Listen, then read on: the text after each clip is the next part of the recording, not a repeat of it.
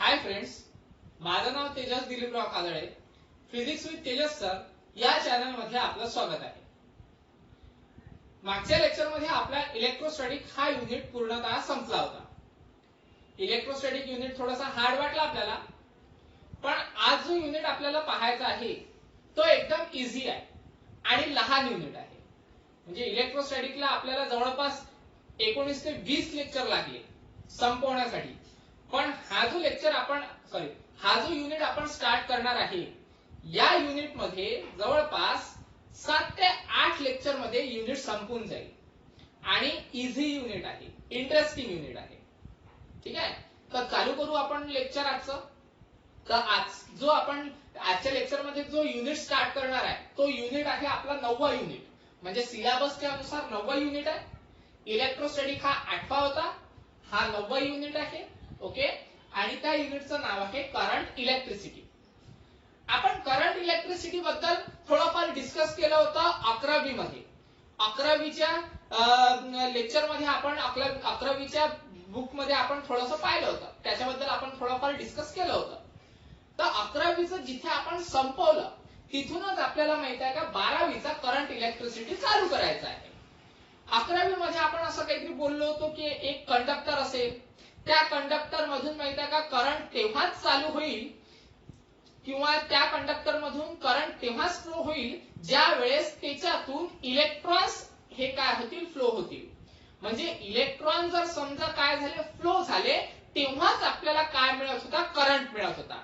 बरोबर आहे. म्हणजे किंवा आपण असं म्हणू शकतो की इलेक्ट्रॉन जर समजा एका जागेवरून दुसऱ्या जागेवर जर समजा डिस्प्लेसमेंट करत असेल, त्याच वेळेस माहित आहे का करंट आपल्याला त्या कंडक्टर मध्ये पाहायला मिळत होता. ओके, ज्याला आपण फ्री इलेक्ट्रॉन्स असं म्हटलं होतं. आलं लक्षात? तर त्याच्यानंतर आपण त्याच्यात अजून 2 टॉपिक्स पाहिले होते जे खूप महत्त्वाचे होते, जे आपण रेजिस्टन्सच्या बाबतीत बोलत होतो. म्हणजे त्यामध्ये आपण पॅरलल कॉम्बिनेशन ऑफ रेजिस्टन्स पाहिलं होतं, सिरीज कॉम्बिनेशन ऑफ रेजिस्टन्स पाहिलं होतं. बरोबर आहे. पण आता ते पॅरलल कॉम्बिनेशन ऑफ रेजिस्टन्स किंवा सिरीज कॉम्बिनेशन ऑफ रेजिस्टन्स आता कन्सिडर करा, आपल्याकडे माहित आहे का एक कॉम्प्लेक्स सर्किट आहे. कॉम्प्लेक्स म्हणजे कॉम्प्लिकेटेड सर्किट आहे. कन्सिडर करा हे सर्किट आहे आपल्याकडे की ज्यामध्ये आपण माहित आहे का 3 रेजिस्टन्स कन्सिडर केलेले आहे, R1, R2, R3. त्याच्यानंतर आपल्याकडे माहित आहे का या सर्किट मध्ये 3 प्रकारचे आपण पोटेन्शियल डिफरन्स अप्लाय केलेले आहे. पोटेन्शियल डिफरन्स म्हणजे काय, बॅटरीज. ओके, एकाला म्हणतो E1, त्याच्यानंतर E2 आहे आणि E3 आहे. जर समजा अशा पद्धतीचं सर्किट असेल तर मग या सर्किटवर आपण रेजिस्टन्स म्हणजे पॅरलल कॉम्बिनेशन ऑफ रेजिस्टन्स किंवा series combination of resistance apply करू शकत नाही. म्हणजे पॅरलल कॉम्बिनेशन ऑफ रेजिस्टन्स आणि सिरीज कॉम्बिनेशन ऑफ रेजिस्टन्सच्या अनुसार हे सर्किट आपण सॉल्व्ह करू शकत नाही.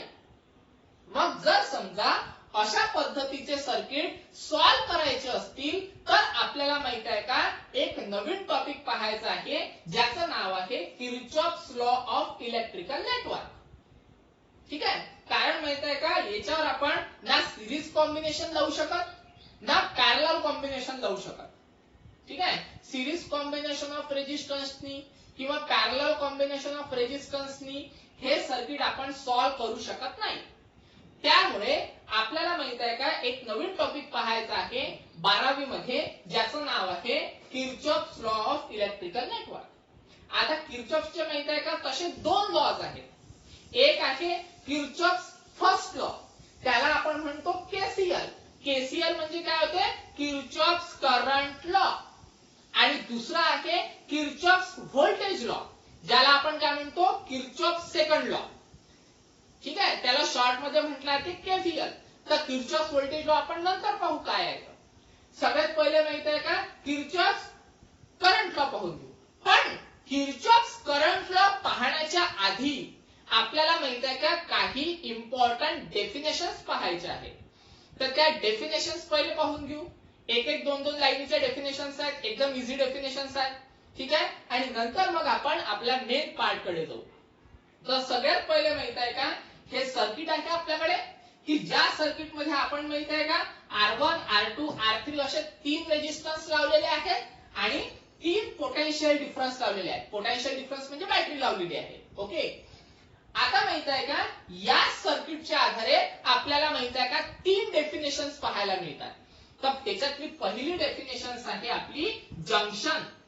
पहिली डेफिनेशन काय आहे? जंक्शन. आता जंक्शनचा जर समजा आपण शब्दाचा हा अर्थ काढला तर जंक्शन म्हणजे काय होते? जोडणारा. आलं लक्षात? जंक्शन म्हणजे काय? जोडणारा. जोडणारा म्हणजे काय? तर इथे माहित आहे का आपल्या सर्किट मध्ये पण जंक्शन पाहायला मिळतो. तर सर्किट मध्ये जंक्शन पहा काय आहे. कन्सिडर करा आपल्याकडे माहित आहे का 3 टर्मिनल्स आहेत किंवा 3 कंडक्टर आहेत आणि ते 3 कंडक्टर आपण एकामेकांना जोडण्याचा प्रयत्न केला तर तिथे एक पॉइंट तयार होईल. त्या पॉइंटला आपण जंक्शन असं म्हणतो. किंवा एखादं असं इलेक्ट्रिकल सर्किट की ज्या सर्किट मध्ये 2 किंवा 2 पेक्षा जास्त टर्मिनल आपण जोडतो तेव्हा त्याला आपण काय म्हणतो? जंक्शन असं म्हणतो.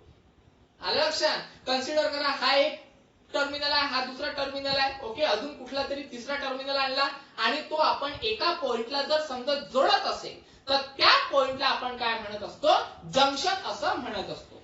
ठीक आहे. तर आपण डायग्रामच्या अनुसार पाहू. कन्सिडर करा हा एक माझा टर्मिनल आहे, हा दुसरा टर्मिनल आहे आणि हा तिसरा टर्मिनल आहे. मग हे तिन्ही टर्मिनल आपण एका पॉइंटला जोडून राहिलेलो आहे. तर या पॉइंटला काय म्हटलं जाते? जंक्शन असं म्हटलं जाते. आलं लक्षात? तर या सर्किट मध्ये आपल्याला 2 जंक्शन पाहायला मिळतात.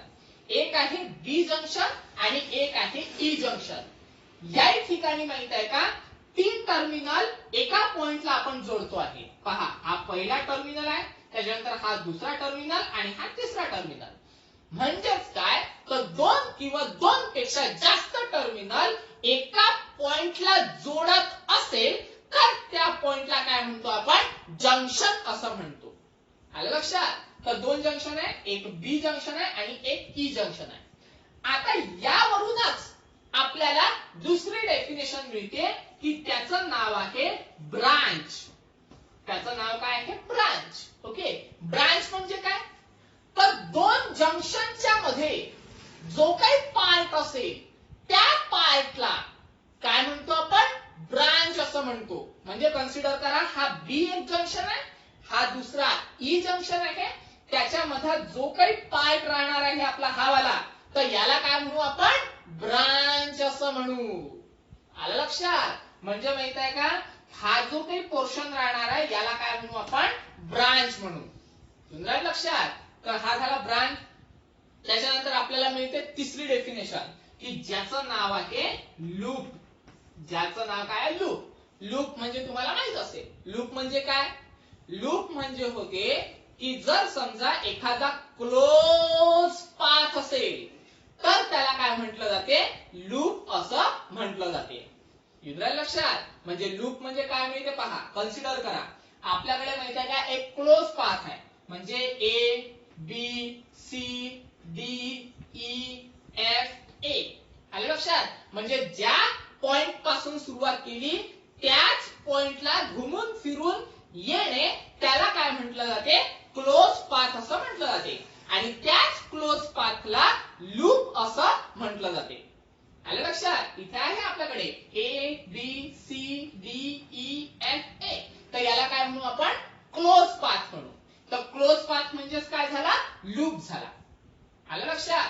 आता इथे माहित आहे का हा जो मोठा पाथ आहे आपला, कन्सिडर करा जो मी तुम्हाला लिहून सांगतो A B C D E F A. म्हणजे हा जो पूर्ण पाथ आहे मोठा. ओके, तर हा पाथ माहित आहे का जेव्हा आपण 2 भागात डिव्हाइड करू. आता 2 भाग म्हणजे कोणता? एक मिळेल आपल्याला हा पाथ.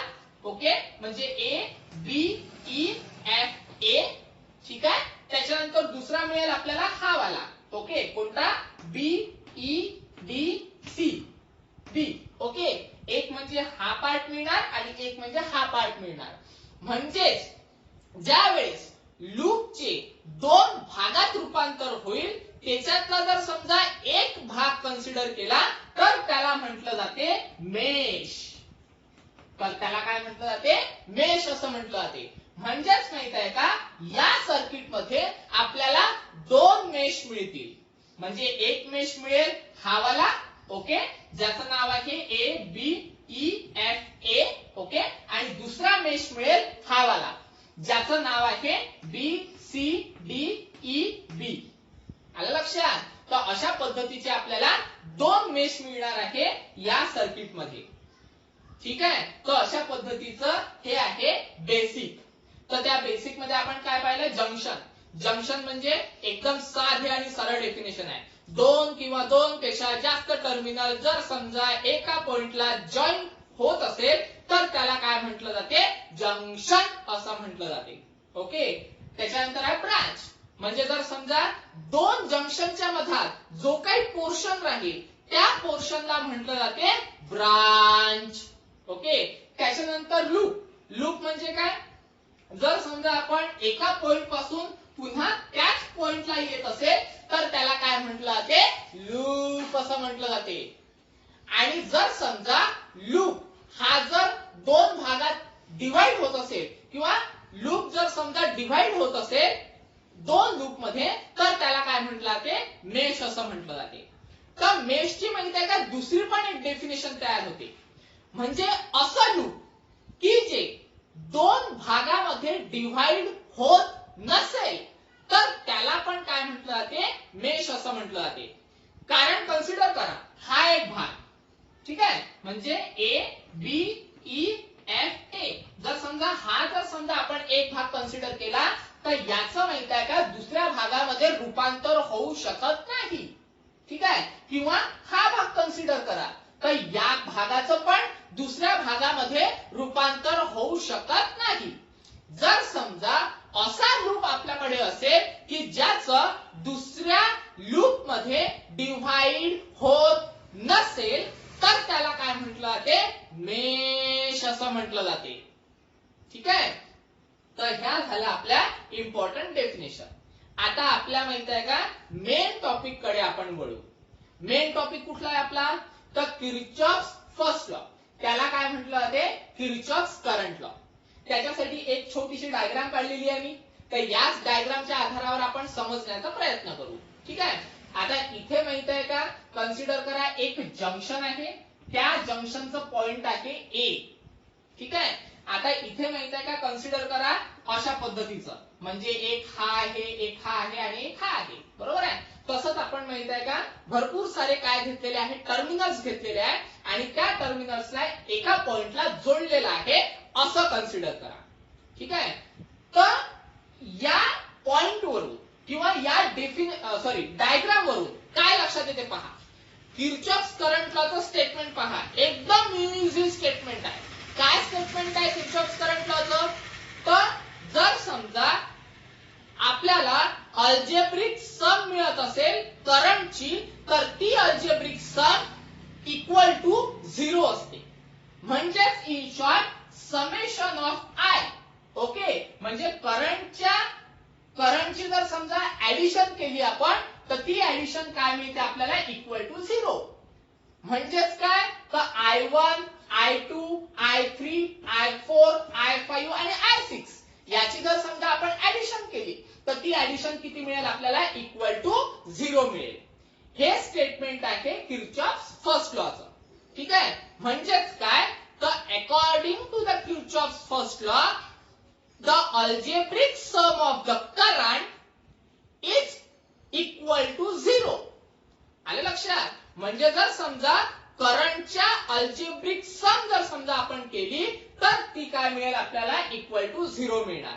किंवा तुम्ही असंही म्हणू शकता the algebraic sum of the current meeting at a junction. म्हणजे जर समजा की करंट असेल आपल्याकडे भरपूर आणि तो जर समजा की जंक्शन कडे येत असेल, जंक्शन मध्ये जर समजा आपल्याला मिळत असेल तर तो काय राहील? इक्वल टू 0 राहील. ठीक आहे, तर हे आहे आपला स्टेटमेंट. तर याच्यावरून आपल्याला मिळते साइन कन्व्हेन्शन. साइन कन्व्हेन्शन पाहू कसं. साइन कन्व्हेन्शन म्हणजे काय? म्हणजे जर समजा करंट हा जंक्शन कडे येत असेल तर त्याचं साइन काय राहील आणि जंक्शनच्या अवे जर समजा करंट जात असेल तर त्याचं साइन काय राहील. आलं लक्षात? तर हे पाहून घेऊ आपण. तर त्याच्यात लिहू आपण साइन कन्व्हेन्शन. ठीक आहे, साइन कन्व्हेन्शन. साइन कन्व्हेन्शन पहा काय आहे तर एकदम इझी आहे, काही लय मोठा तीर नाही मारावं लागत आपल्याला, एकदम इझी. काय होते पहा, नेहमी लक्षात ठेवायचं, जिंदगीभर लक्षात ठेवायचं. काय लक्षात ठेवायचंय, जर समजा करंट हा जंक्शन कडे येत असेल किंवा जंक्शनच्या जवळ येत असेल तर पॉझिटिव्ह घ्यायचं, आणि करंट हा जंक्शनच्या दूर जात असेल, जंक्शनच्या अवे जात असेल तर निगेटिव्ह घ्यायचं. ठीक आहे. आता आपण डायग्रामच्या माध्यमातून पाहू. I1 हा जंक्शन कडे जात आहे, ओके, तर हा काय मिळेल आपल्याला, पॉझिटिव्ह. त्याच्यानंतर I2 हा जंक्शनच्या अवे जात आहे तर काय मिळेल आपल्याला, निगेटिव्ह. ठीक आहे. त्याच्यानंतर I3 जंक्शन कडे जात आहे तर काय मिळेल आपल्याला, पॉझिटिव्ह. ओके. त्याच्यानंतर हा पण I4 हा पण जंक्शन कडे जात आहे तर काय मिळेल आपल्याला, पॉझिटिव्ह. ओके. आता इथे पहा, I5 हा जंक्शनच्या अवे जात आहे, बरोबर आहे. एरो म्हणजे कुठे आहे त्याचा, जंक्शनच्या अवे आहे, जंक्शनच्या दूर चालला, म्हणजे काय घ्यावं लागेल आपल्याला, साइन कन्व्हेन्शनच्या अनुसार निगेटिव्ह घ्यावं लागेल. ओके, म्हणजे -I5. तसंच माहित आहे का, I6 हा पण जंक्शनच्या अवे चालला, जंक्शनच्या अवे, म्हणजे काय घ्यावं लागेल आपल्याला, निगेटिव्ह. आलं लक्षात. ठीक आहे. मग आता माहित आहे का, आपल्या किर्चॉफ्स करंट लॉच्या स्टेटमेंटच्या अनुसार काय म्हणतो आहे की हे जे सगळे आपल्याला करंट मिळालेले आहे याची जी समेशन आहे किंवा याची जी ऍडिशन आहे, ओके, म्हणजे कन्सिडर करा ऍडिशन. ओके. त्याच्यानंतर ऍडिशन, ऍडिशन, ऍडिशन, त्याच्यानंतर ऍडिशन, म्हणजे जी काही आपण ऍडिशन केलेली आहे, जी काही आपण समेशन केलेली आहे, ती समेशन किती मिळते, इक्वल टू 0 मिळते. ओके, म्हणजे ती काय मिळणार आपल्याला, इक्वल टू 0 मिळणार. लक्षात. आता यालाच माहित आहे का, सिम्पली सॉल्व करा. सॉल्व म्हणजे काय, लय मोठा तीर मारावं लागते काय, नाही. काय करावं लागते पहा, I1 ला as it is to open, त्याच्यानंतर plus minus, minus I2, plus plus, plus I3, plus plus, plus I4. Okay. त्याच्यानंतर प्लस मायनस, मायनस I5 आणि plus minus, minus I6 is equal to काय मिळणार आपल्याला, 0 मिळणार. आलं लक्षात. आता हे आहे आपलं एक्सप्लेनेशन. कोणाचं एक्सप्लेनेशन, किर्चॉफ्स फर्स्ट लॉचं. ठीक आहे. मग याच्यावरून माहित आहे का, अजून एक स्टेटमेंट तयार होते. आता ते स्टेटमेंट पहा कसं तयार होते. ते स्टेटमेंट मिळते आपल्याला, पहा, कन्सिडर करा. आता I1 काय आहे रे, पॉझिटिव्ह, बरोबर आहे. त्याच्यानंतर जे माहित आहे का, पॉझिटिव्ह पॉझिटिव्ह वाले ते एकत्र घ्या आणि निगेटिव्ह निगेटिव्ह वाले ते एकत्र घ्या. म्हणजे सरळ सरळ एक काम करा, गधे घोडे सेपरेट करा. ओके. गधे कोण आहे ते पाहून घ्या पहिले. गधे आहे I1 positive, I3 positive, I4 positive. Okay, म्हणजे I1 पॉझिटिव्ह झाला, त्याच्यानंतर काय आहे बा, I3 आहे आणि I4 आहे. हे तर झाले गधे. ओके. त्याच्यानंतर काय करायचंय, घोडे. घोडे कोण आहे, तर निगेटिव्ह वाले. तर निगेटिव्ह वाले आहे I2. ओके, निगेटिव्ह आहे. त्याच्यानंतर काय आहे आपल्याकडे, I5 निगेटिव्ह आहे. ओके, आणि I6 हा पण काय आहे आपल्याकडे, निगेटिव्ह आहे. आणि इक्वल टू काय आहे आपल्याकडे, 0. ठीक आहे. बस याला सॉल्व करायचं. सॉल्व म्हणजे काय आहे पहा, पॉझिटिव्ह टर्म माहिती आहे का, इकडेच राहू द्या ऍज इट इज, म्हणजे I1 plus I3 plus I4 as it is राहू द्या. आणि ही जी निगेटिव्ह टर्म आहे, ही निगेटिव्ह टर्म इकडे निगेटिव्ह आहे आणि इकडे गेल्यानंतर काय होतील रे ते, तर पॉझिटिव्ह होऊन जातील, बरोबर ना. म्हणजे I1 तिकडे गेला तर काय मिळणार आपल्याला, पॉझिटिव्ह I1, सॉरी I2 आहे, पॉझिटिव्ह I2. ओके. त्याच्यानंतर मायनस I5, इकडे मायनस आहे, इकडे गेल्यानंतर काय होईल, प्लस I5, म्हणजे प्लस I5. त्याच्यानंतर हे तसंच, इकडे मायनस I6 आहे, तिकडे गेल्यानंतर काय होईल, तर प्लस I6. ठीक आहे. म्हणजेच आपल्याला काय मिळून राहिलेलं आहे, I1, I3, I4 okay is equal to I2, I5, I6. ठीक आहे. म्हणजे पॉझिटिव्ह ज्या टर्म्स आहेत I1, I3, I4 ह्या कुठे चाललेल्या आहेत,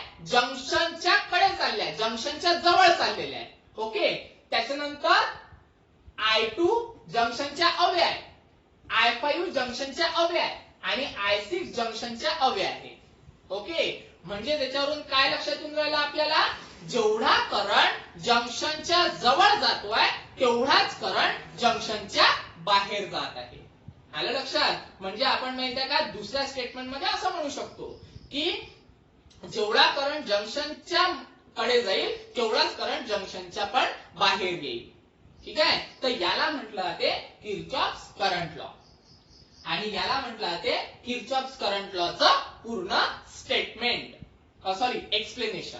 ठीक आहे, स्टेटमेंट तर आपल्याला माहित आहे की summation of I is equal to 0 म्हणजे the algebraic sum of the current is equal to the 0, किंवा जेवढा करंट बाहेर जाईल तेवढाच करंट आतमध्ये येईल.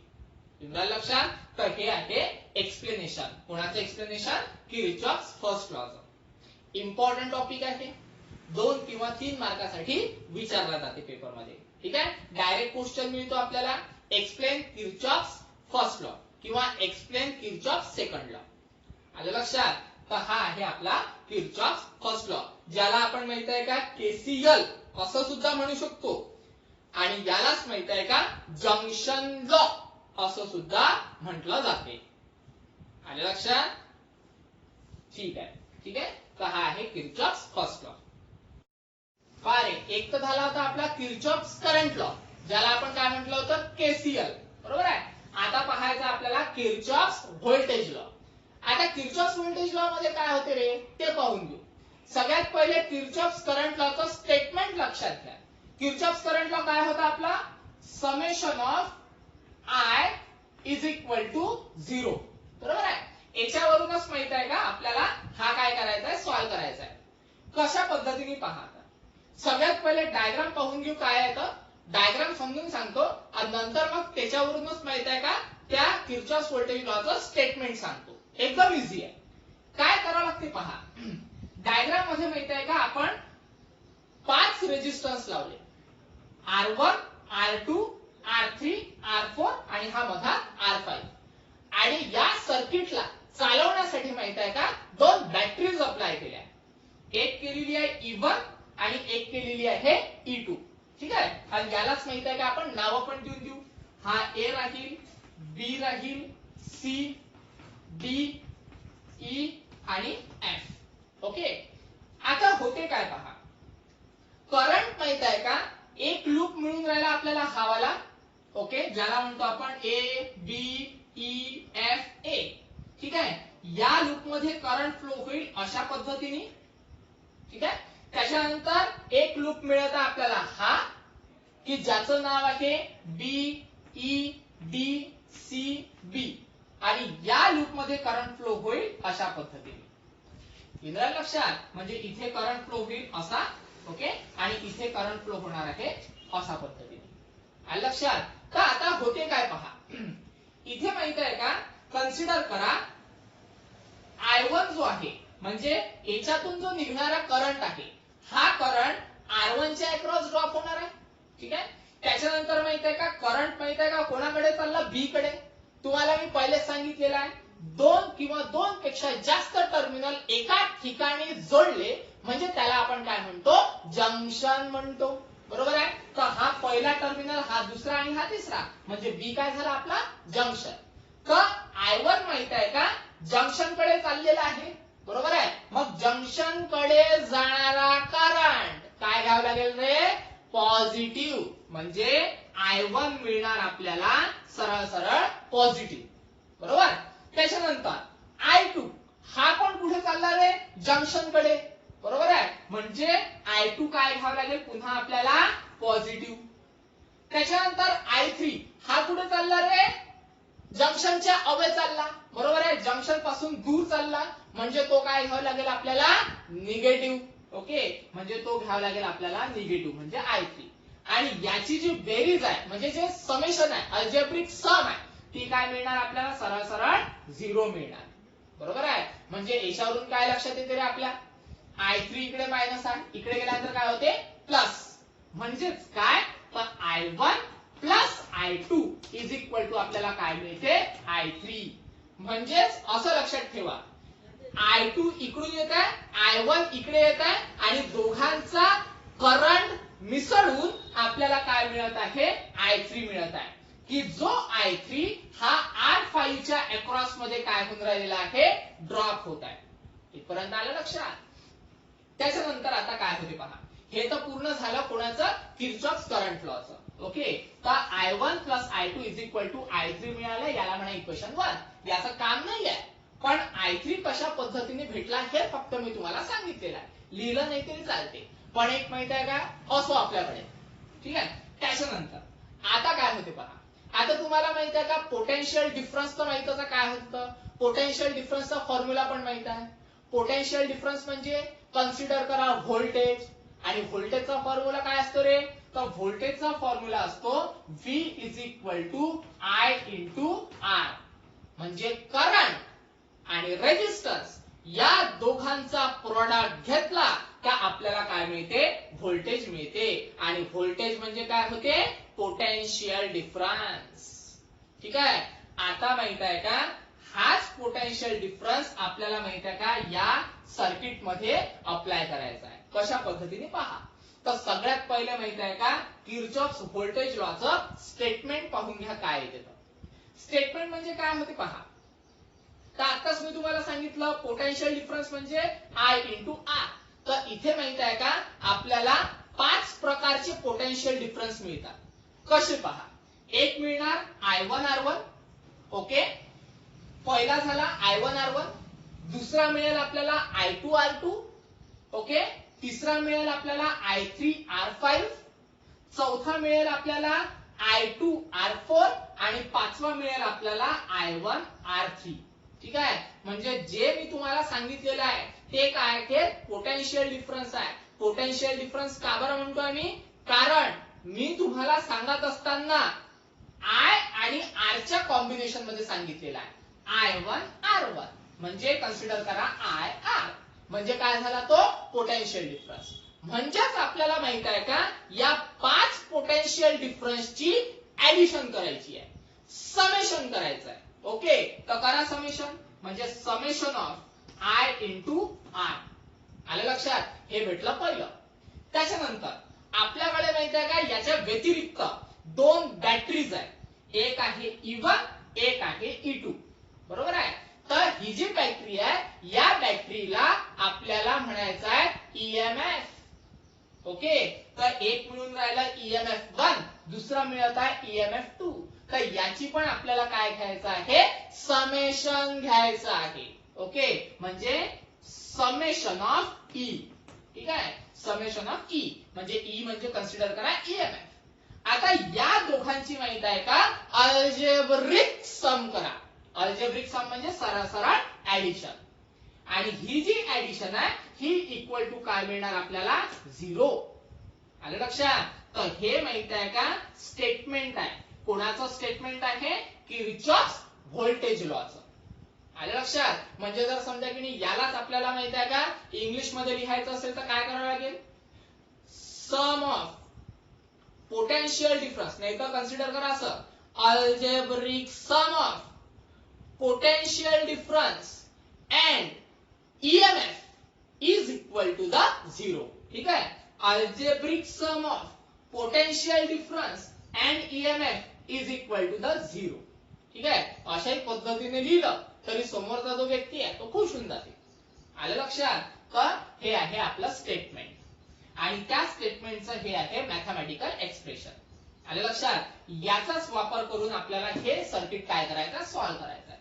आता सॉल्व्ह करण्यासाठी जसं आपण माहित आहे का, किर्चॉफ्स करंट लॉ मध्ये साइन कन्व्हेन्शन पाहिले, तसंच माहित आहे का, इथे पण आपल्याला साइन कन्व्हेन्शन द्यावे लागतील. तर साइन कन्व्हेन्शन पाहू आपण. एकदम इझी आहे साइन कन्व्हेन्शन, काहीच नाही आहे तिच्यात. तर साइन कन्व्हेन्शन पाहू आपण. Sign convention. Okay, sign convention पहा. आता इथे माहित आहे का, एक लूप डिसाइड करायचा. लूप कोणता डिसाइड करायचा पहा. एक लूप घेतो मी हा वाला. ठीक आहे, म्हणजे कोणता, A B E F A. Okay, तर लिहित असताना असे लिहू आपण, लूप कोणता घेणार आपण, A B E F A. आलं लक्षात. आता साइन कन्व्हेन्शन पहा कशी आहे. साइन कन्व्हेन्शन म्हणजे ज्या वेळेस आपण जर समजा करंटच्या डायरेक्शननी गेलो, म्हणजे ज्या डायरेक्शननी करंट आहे त्या डायरेक्शननी आपण जात असेल तर तिथे पोटेन्शियल डिफरन्स हे निगेटिव्ह घ्यायचं. लक्षात. म्हणजे पहा, कन्सिडर करा. आता माहिती आहे का आपल्याला जायचं आहे ए पासून तर बी पर्यंत. म्हणजे ए पासून तर बी पर्यंत ज्या डायरेक्शननी आपण जातोय त्याच डायरेक्शननी करंट आहे. करंटची डायरेक्शन आहे या साइडनी. बरोबर आहे. म्हणजे ज्या डायरेक्शननी आपण त्या डायरेक्शननी जर समजा करंट गेला तर तिथे माहिती आहे का पोटेन्शियल डिफरन्स येते निगेटिव्ह. मग आता पोटेन्शियल डिफरन्स कोणत्या फॉर्म मध्ये असते? आय आर च्या. मग पोटेन्शियल डिफरन्स काय मिळेल आपल्याला? I1 R1. म्हणजेच R1 च्या अक्रॉस मध्ये करंट ड्रॉप होत आहे. ठीक आहे. म्हणजे आपल्याला मिळणार I1 R1. पण तो काय राहील रे? निगेटिव्ह. काऊन निगेटिव्ह? कारण ज्या डायरेक्शननी आपण जातोय त्याच डायरेक्शननी करंट चाललेला आहे. ओके, ठीक आहे. त्याच्यानंतर आता होते काय पहा. आता कुठून तर कुठपर्यंत जायचं आहे? बी पासून तर ई पर्यंत. ओके, म्हणजे बी पासून तर ई पर्यंत या डायरेक्शननी. ठीक आहे. पुन्हा तेच ज्या डायरेक्शननी आपण जातो आहे त्याच डायरेक्शननी भाऊ करंट चालला नव्हे. मग काय घ्या लागते तो घ्या लागेल आपल्याला पुन्हा निगेटिव्ह. बरोबर आहे. कारण साइन कन्व्हेन्शन मध्ये आपण तेच म्हणत आहे, ज्या डायरेक्शननी आपण जात आहे त्याच डायरेक्शननी करंट जात असेल तर तिथं आपल्याला पोटेन्शियल डिफरन्स हे निगेटिव्ह घ्या लागते.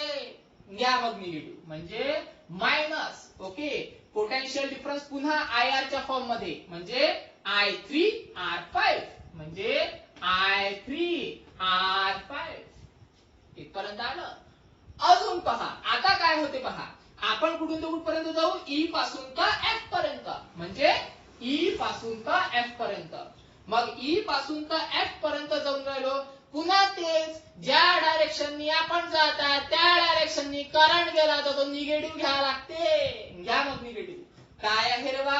I1 R3 म्हणजे निगेटिव्ह I1 R3. इथपर्यंत आलं लक्षात.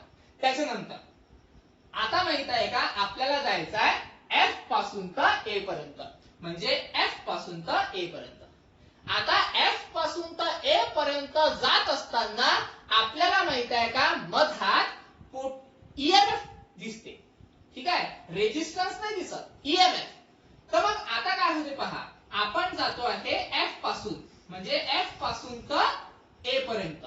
बरोबर आहे. मग एफ पासून तर ए पर्यंत जात असताना आपल्याला त्या सेल मधून जावं लागेल. म्हणजे या सेल मधून जावं लागेल आपल्याला. ठीक आहे. तर पहिले येईल निगेटिव्ह टर्मिनल आणि मग येईल पॉझिटिव्ह टर्मिनल. ठीक आहे. मग ज्या वेळेस आपण निगेटिव्ह टू पॉझिटिव्ह जाऊ म्हणजे निगेटिव्ह टू पॉझिटिव्ह जाऊ तेव्हा माहित आहे का सेल आपल्याला घ्यावा लागेल पॉझिटिव्ह. ओके, म्हणजे मग माहित आहे का सेल मिळेल आपल्याला पॉझिटिव्ह. ठीक आहे. का बरं असं म्हणतोय आम्ही? कारण माहित आहे का आपण कुठून तो कुठपर्यंत चाललो रे? निगेटिव्ह पासून तर पॉझिटिव्ह पर्यंत. म्हणजे कन्सिडर करा करंट चालला चालला चालला. पहिले आला निगेटिव्ह. ओके, नंतर मग माहित आहे का कुठे जंप मारू आपण? पॉझिटिव्ह वर. आणि मग माहित आहे का कोणाकडे जाईल? तो ए कडे जाईल. म्हणजे निगेटिव्ह पासून तर पॉझिटिव्ह कडे. तर मग माहित आहे का E1 आपल्याला काय घ्यावा लागेल? पॉझिटिव्ह घ्यावा लागेल. ठीक आहे. तर E1 घेतला पॉझिटिव्ह. मग आता IR भेटले आपल्याला. ओके, त्याच्यानंतर ई पण भेटला आपल्याला. ठीक आहे. त्याची बेरीज किती मिळणार आपल्याला? स्टेटमेंटच्या नुसार 0. घ्या मग 0. संपला विषय. मग एक काम करा ना ते. हे पहा E1 ऍज इट इज ठेवू आपण. त्याच्यानंतर I1 R1 I3 R5 I1 R3 हे सगळं माहित आहे का निगेटिव्ह आहे. याला गुंडा आणि माहित आहे का इक्वल टूच्या तिकडे ढकलून द्या. म्हणजे मग इक्वल टूच्या तिकडे गेल्यानंतर काय होईल? ते सगळे पॉझिटिव्ह. बरोबर आहे. म्हणजे मग आपल्याला काय मिळणार? Equal to I1 R1 plus I3 R5 plus I1 R3. ठीक आहे. इकडे सगळे माहिती आहे का निगेटिव्ह होते. इक्वल टूच्या तिकडे गेल्यानंतर काय झाले? ते सगळे पॉझिटिव्ह. ठीक आहे, एक लूप भेटला आपल्याला. आता दुसरा लूप घ्या. दुसरा लूप म्हणजे हा वाला. ओके, पहिले हा घेतला होता, आता हा घ्या. तसंच अप्लाय करा. काय होते पहा. लूप कोणता घेऊ आपण? लूप. ओके, कोणता घ्यायचा आपल्याला? B E D C B. Okay, म्हणजे लूप कोणता घ्यावा लागेल आपल्याला? B E D C B. लक्षात करा. मग जसं आपण हे केलं तसंच हे करा. एकदम इझी आहे. पहा आता कुठून तर कुठपर्यंत जायचं? बी पासून तर ई पर्यंत. बी पासून तर ई पर्यंत ज्या डायरेक्शननी आपण जात आहे त्याच डायरेक्शननी करंट चालला तर पोटेन्शियल डिफरन्स मायनस घ्या लागते. घ्या मग I3 R5. काय घ्या लागते? Minus I3 R5. ओके, पुन्हा आता कुठून तर कुठपर्यंत? ई पासून तर डी पर्यंत, म्हणजे ई पासून तर डी पर्यंत. ठीक आहे, या डायरेक्शननी ज्या डायरेक्शननी आपण चाललो त्या डायरेक्शननीच करंट चालला, म्हणजे पोटेन्शियल डिफरन्स काय घ्या लागते? मायनस. घ्या मग मायनस काय रे बा? I2 R4. Minus I2 R4. ठीक आहे, आता आपल्याला जायचं आहे डी पासून तर सी पर्यंत. डी पासून तर सी पर्यंत. पण डी पासून तर सी पर्यंत जात असताना रेजिस्टन्स येत नाही. तिथं काय येत आहे? ईएमएफ. बरोबर आहे. तर मग ईएमएफ कसं घ्यायचं पहा आता. ठीक आहे, E2 ला थोडंसं बाजूला घेतो मी. चला, I2 निघाला डी पासून. चलो चलो चलो चलो, रुको. काय तिथं? मायनस पासून जंप मारायची पॉझिटिव्ह वर. बरोबर आहे. आणि मग तो चालला कुठे? सी कडे. मग जर समजा निगेटिव्ह टू पॉझिटिव्ह असेल तर मग E2 काय घ्यायला लागेल आपल्याला? पॉझिटिव्ह. बरोबर, तर घ्या मग पॉझिटिव्ह E2. ओके, त्याच्यानंतर सी पासून तर बी पर्यंत. ठीक आहे, सी पासून तर बी पर्यंत. पुन्हा माहित आहे का, ज्या डायरेक्शननी आपण जात आहे त्याच डायरेक्शननी करंट चालला, म्हणजे I2 R2. काय घ्यायला लागेल? Negative. Okay, minus I2 R2. ठीक आहे, झालं. मग पहा बरं काय काय येतं?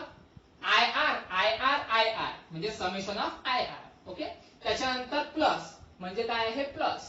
त्याच्यानंतर काय आहे? ईएमएफ. त्याच्यानंतर काय आहे? ईएमएफ. ओके, याची माहित आहे का? बेरीज. म्हणजे बेरीज किती आली? 0. बरोबर, म्हणजे इक्वल टू 0. इथे तसं भेटते ना बे. पहा, E2 ला ऍज इट इज ठेवून द्या. ठीक आहे, बाकी IR हाई निगेटिव्ह आहे. याला की नाही कलेक्ट करा आणि इक्वल टू च्या साईडला फेकून द्या. म्हणजे इकडे माहित आहे का निगेटिव्ह आहे, तर तिकडे गेल्यानंतर काय भेटते? पॉझिटिव्ह. घ्या मग is equal to I3 R5 plus I2 R4 plus I2 R2. आलं लक्षात? म्हणजे P2 काय भेटला आपल्याला? पॉझिटिव्ह. अजून एक माहित आहे का? सॉल्व्ह करू. आता मोठा वाला सॉल्व्ह करू. आता तर आपण किती पंचू सॉल्व्ह केले. आता मोठा वाला सॉल्व्ह करू. आता मोठा वाला म्हणजे पहा आता बम इझी आहे, जास्त हार्ड नाही आहे, एकदम इझी मध्ये भिडून जाते ते आपल्याला. आता आपल्याला माहित आहे का, हे नाही पाहिजे. ओके, हाई लूप नाही पाहिजे. आता आपल्याला मोठा लूप घ्यायचा. मोठा लूप म्हणजे कोणता? हे पहा, ए, त्याच्यानंतर बी, सी, डी. ओके, त्याच्यानंतर ई, हा एफ आणि ए. लक्षात, एवढा मोठा लूप घ्यायचा आहे. ते घेण्यासाठी माहित आहे का, या रेजिस्टन्सची आपल्याला गरज नाही आहे. ठीक आहे, म्हणून सध्या पुरती तुम्हाला समजावा म्हणून मी याला माहित आहे का थोडंसं गॅप करतो. ठीक आहे, आणि आपल्या माहित आहे का करंटची डायरेक्शन म्हणजे आपली डायरेक्शन काय आहे? तर आपली डायरेक्शन आहे ह्या अशी. आलं लक्षात? आणि कन्सिडर करा हे कशाने तरी माहित आहे का आपण जोडलेलं आहे. असं कन्सिडर करा, रेजिस्टन्स आपल्याला काम नाही आहे म्हणून मग कन्सिडर करा असं काहीतरी जोडलेलं आहे. ओके, अभी चालू करेंगे अपना भजन. काय होते रे पहा. पुन्हा तेच. ठीक आहे, कुठून ते कुठपर्यंत? ए पासून तर बी पर्यंत. ए पासून तर बी पर्यंत ज्या डायरेक्शननी आपण जात आहे त्याच डायरेक्शननी करंट आहे, म्हणजे निगेटिव्ह, म्हणजे मायनस I1 R1. ओके, पुन्हा कुठून? बी पासून तर सी पर्यंत. बी पासून तर सी पर्यंत. ओके, आता इथं माहित आहे का थोडासा ट्विस्ट आहे. ज्या डायरेक्शननी माहित आहे का आपण जात आहे त्याच्या अपोजिट डायरेक्शननी करंट आहे. येऊन राहिलं लक्षात? म्हणजे आपण चाललो पॉझिटिव्ह एक्स डायरेक्शन, करंट येऊन राहिला निगेटिव्ह एक्स डायरेक्शन. दोघही अपोजिट आहे. आणि अपोजिट असन तर पोटेन्शियल डिफरन्स हा काय राहते? पॉझिटिव्ह राहते. येऊन राहिलं लक्षात? म्हणजे आपण काय बोललो होतो, ज्या डायरेक्शननी आपण जात आहे त्याच डायरेक्शननी करंट जात असेल तर पोटेन्शियल डिफरन्स निगेटिव्ह, आणि ज्या डायरेक्शननी आपण जात आहे त्याच्या अपोजिट डायरेक्शननी जर करंट येत असेल तर पोटेन्शियल डिफरन्स पॉझिटिव्ह. ठीक आहे, म्हणजेच माहित आहे का, I2 चालला निगेटिव्ह एक्स डायरेक्शननी, आपण चाललो पॉझिटिव्ह एक्स डायरेक्शननी, अपोजिट आहे. म्हणजे I2 R2 हे जे पोटेन्शियल आहे हे पोटेन्शियल घ्या पॉझिटिव्ह. ओके, तर हे घ्या लागते पॉझिटिव्ह, म्हणजे I2 R2. ठीक आहे, त्याच्यानंतर आता इथं पहा जादू. आता माहित आहे का कुठून तर कुठपर्यंत आहे, सी पासून तर डी पर्यंत. ओके, जादू पहा आता. सी पासून तर डी पर्यंत, म्हणजे चलो सी पासून चलो चलो चलो चलो, पहिले काय आहे ते पॉझिटिव्ह टर्मिनल. ओके, नंतर काय आहे ते निगेटिव्ह टर्मिनल, चलो चलो चलो चलो कुठपर्यंत, डी पर्यंत. बरोबर आहे, म्हणजे मग आता जात असताना पॉझिटिव्ह टू निगेटिव्ह आहे, आणि पॉझिटिव्ह टू निगेटिव्ह असेल तर ईएमएफ घ्यायचं negative. Okay, positive to negative असेल तर पोटेन्शियल काय घ्यायचं, निगेटिव्ह. म्हणजे E2 काय घ्यावं लागेल आपल्याला, निगेटिव्ह. आलं लक्षात, हे तर तुम्हाला माहित आहे. आता कुठून ते कुठपर्यंत, डी पासून तर ई पर्यंत, डी पासून तर ई पर्यंत. बरोबर आहे, ज्या डायरेक्शननी आपण चाललो त्याच्या अपोजिट डायरेक्शननी करंट चालला. बरोबर आहे, मग ज्या डायरेक्शननी आपण जात आहे त्याच्या अपोजिट डायरेक्शननी करंट असेल तर काय घ्यायला लागते ते, पॉझिटिव्ह. ओके, म्हणजे पॉझिटिव्ह काय राहील आपलं, I2 R4. ठीक आहे, इथे तर तेच डायरेक्शन आहे, जे डायरेक्शन आपली ते डायरेक्शन करंटची, म्हणजे निगेटिव्ह. म्हणजे निगेटिव्ह काय राहील आपला, I1 R3. ठीक आहे, त्याच्यानंतर हे पण माहिती आहे तुम्हाला, F पासून तर A पर्यंत जात आहे आपण. बरोबर आहे, मग F पासून तर A पर्यंत म्हणजे निगेटिव्ह पासून तर पॉझिटिव्ह, म्हणजे काय घ्यावं लागेल आपल्याला, E1 पॉझिटिव्ह घ्यावं लागेल. E1 हे पॉझिटिव्ह घ्यावं लागेल. ओके, नेहमी लक्षात ठेवायचं, काय लक्षात ठेवायचं आपल्याला, जेव्हा माहित आहे का सेल मधून निगेटिव्ह टू पॉझिटिव्ह जातोय आपण. ओके, कुठून तर कुठपर्यंत, निगेटिव्ह पासून तर पॉझिटिव्ह कडे, तेव्हा सेल घ्यायचा पॉझिटिव्ह. आणि ज्या वेळेस आपण माहित आहे का पॉझिटिव्ह पासून निगेटिव्ह येऊ सेल मधून, ओके, त्यावेळेस सेल घ्यायचा निगेटिव्ह. ठीक आहे, positive to negative, negative, negative to positive, positive. एवढं लक्षात. ठीक आहे, त्याच्यानंतर पहा आता काय होते तर, बस झालं ना. हे पहा आता, I1 R1, I2 R2, okay, I2 R4, I1 R3. ठीक आहे, म्हणजे हे काय आहे, समेशन ऑफ IR. त्याच्यानंतर E2 आणि E1 म्हणजे summation of E is equal to काय घ्यावं लागेल आपल्याला, 0. म्हणजे हे पूर्ण काय येईल आपल्याला, 0 झालं. सबंध झाला. आता विषय मोकळा करा, हे आपल्याला झालं. आता हे पूर्ण मोडून टाकायचं आपण. ओके, त्याच्यानंतर माहिती आहे काय करायचं, गधे घोडे सेपरेट करायचे. गधे घोडे सेपरेट करा, म्हणजे या दोघांना म्हणा गधे. ओके, आणि बाकीचे जे माहिती आहे का करंट आणि रेजिस्टन्स आहे त्याला म्हणा घोडे. ठीक आहे, ठीक आहे. आता काय भेटलं आपल्याला पूर्ण, हे पहा I1 R1, I2 R2, I2 R4, I1 R3 म्हणजे समेशन ऑफ IR. ठीक आहे, त्याच्यानंतर माहिती आहे का -E2 प्लस E1 म्हणजे समेशन ऑफ E. ठीक आहे, तर हे मिळालं आपल्याला कन्सेप्ट, आणि हा इक्वल टू काय मिळून राहिला आपल्याला, 0. आलं लक्षात. बस एक काम करा ना मग आता, हेच झालं आपला गधे, याला म्हणा गधे. ठीक आहे, E1 E2 ला. त्याच्यानंतर माहिती आहे का हा जो कन्सेप्ट आहे I1 R1, I2 R2 हे जे आहे करंट आणि रेजिस्टन्स, याला म्हणा घोडे. एका इकडे गधे का, एका इकडे घोडे का. गधे काय आहे आपल्याकडे, गधे आहे E1 मायनस E2. ठीक आहे, म्हणजे E1 मायनस E2 एका इकडे ठेवले आपण. बरोबर, हे आहे गधे. इज इक्वल टू, आता इज इक्वल टू च्या साईडच्या तिकडे सगळे घ्यायचे घोडे. घोडे काय काय आपल्याकडे, हे पहा हा मायनस आहे, इक्वल टू च्या तिकडे गेला का प्लस, म्हणजे I1 R1 प्लस मध्ये राहील. त्याच्यानंतर हा प्लस आहे, इकडे गेल्यानंतर काय होते तो मायनस, म्हणजे मायनस I2 R2. बरोबर आहे. त्याच्यानंतर हा इकडे आहे प्लस. ओके, तिकडे गेल्यानंतर काय होतो तो मायनस, म्हणजे मायनस I2 R4. हा पुन्हा इकडे काय आहे मायनस, इक्वल टूच्या साईडच्या तिकडे गेला तर काय होते प्लस, म्हणजे प्लस I1 R3. आलं लक्षात. त्याच्यानंतर E1 हा काय मिळेल आपल्याला इकडे ऍज इट इज.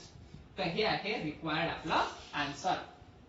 आलं लक्षात. कधी ज्यावेळेस माहित आहे का आपला पाथ राहील ABCDEFA. ठीक आहे, ABCDEFA असा जर पाथ असला तर हे आपल्याला इक्वेशन पाहायला मिळते. आलं लक्षात. तर हे आपलं फायनल आन्सर. ठीक आहे. तर आज आपण इथे स्टॉप करू. काही अडचण असेल तर विचारा, फोन किंवा मेसेज करा.